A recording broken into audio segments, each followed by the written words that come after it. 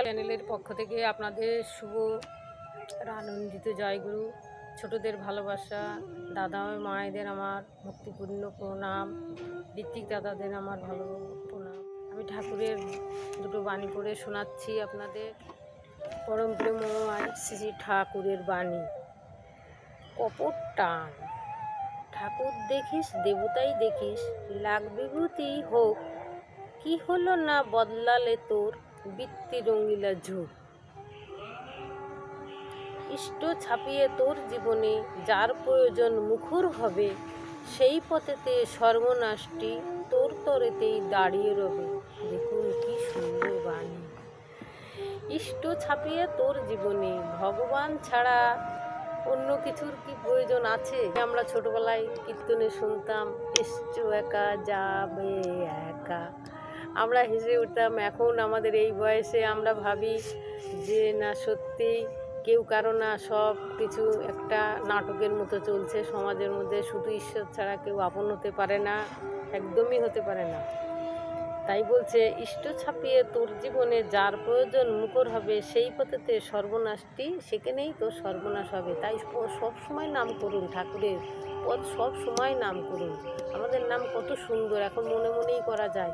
হাতে সেই মালার ব্যাগ এখন আর নেই আমাদের মতে। দেখবেন আপনাদের সব বাধা বিঘ্ন কাটিয়ে আপনারা একটা সুন্দর জীবনে পৌঁছাতে পারবেন।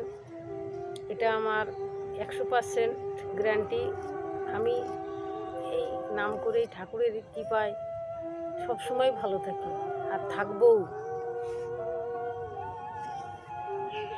আদর ভরা সুখ্যাতি আর বাহাদুরের ইন্ধনে, ইষ্টের টানে বকবগানে ধরলে বৃত্তি চিন্তনে। কত ঠাকুর বাণী দিয়েছে। একটা বাণী আমাদের জীবনে অভ্যাসে মজ্জাগত করে ফেললে তবে আর একটা বাণী পড়া যায়। শুধু আপনি না, প্রত্যেককে আপনাদের গুরু ভাইদের বলবেন। পাশাপাশি অনেক গুরু ভাই থাকে। বজ্র জীবন যাবেই ধসে, বুঝলি বুদ্ধিমান, ইষ্ট নেশার দক্ষতা দিন করলে কোনো টান। স্বার্থী কসাই কামুক সাধু, জানিস কেমন তাই, শকুন যেমন উচ্চে ওঠে। জীবন সর্বস্ব প্রিয় পরম দয়াল আমাদের প্রতি, তার ইচ্ছা ও চাওয়ার কথা আর একবার স্মরণ করি।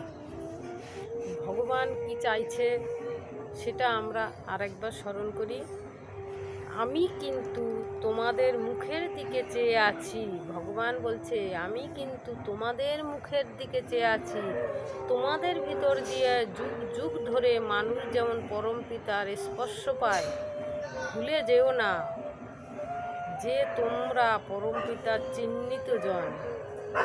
মানে আমাদের ভগবান যে আমাদের আছে, এটা তোমরা ভুলে যাবে না। আমাদের চিহ্নিত, আমরা নিয়ত সস্তৈনী ইষ্টভীতি সদাচার পালন করি, তাই তিনি দয়া করে তোমাদের এখানে টেনে এনেছেন। দৃষ্টিটা সবসময় তাতে নির্বদ্ধ রেখো, তাহলেই সাময়িক আত্মবিস্তৃতি ও আবল তাবল চলন ঘুচে যাবে।